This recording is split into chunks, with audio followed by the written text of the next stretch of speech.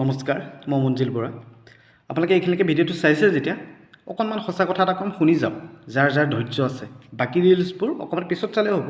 কাৰণ এইখিনি কথা মই ভাবোঁ ইম্পৰ্টেণ্ট এতিয়া কথাটো হ'ল কিবা এটা কোম্পানীয়ে কিবা এটা প্ৰডাক্ট বনাইছে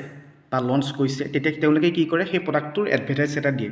যেনে টিভিত দিছে বা ডাঙৰ ডাঙৰ হোৰ্ডিং মাৰিছে পোষ্টাৰ মাৰিছে কাৰণ তেওঁলোকৰ সেই ব্যৱসায়টো সফল কৰিব লাগিব কাৰণ তেওঁলোকে তাত পইচা ব্যয় কৰিছে পইচা খৰচ কৰিছে চ' পইচাটোতো উলিয়াব লাগিব ৰাইজৰ মাজলৈ সেই প্ৰডাক্টটো সেই বা তেলটো বা সেই পাৰফিউমটো বা সেই টি চাৰ্টটো লৈ যাব লাগিব চিনাকি কৰাব লাগিব যে আমি এইটো বস্তু বনাইছোঁ চ' এইটো বস্তু আপোনালোকে কিনক এইটো চবতকৈ বেষ্ট অফ দ্য বেষ্ট হয় কিন্তু এতিয়া কথাটো হ'ল ৰাজনীতিক কিছুমান দলে তেওঁলোকৰ যে হোৰ্ডিং তেওঁলোকে কি কি কৰিলে তেওঁলোকে অৰুণোদয় দিলে ব্ৰিজ বনালে ৰাস্তা বনালে কিবা বনালে সেইবিলাকত যে এড সোপা দি থাকে ৰাস্তাই ঘাটে পোষ্টাৰ হোৰ্ডিং আৰু তাতে টিভিত এডভাৰটাইজ ফেচবুকত এড সেই পইচাবিলাক ক'ৰ পৰা আহে কাৰোবাৰ খবৰ আছেনে ৰাইজৰ পকেটৰ পৰা নে মন্ত্ৰী মিনিষ্টাৰ পকেটৰ পৰা এইখিনি কথা মই কোৱা কথা নহয় খুদ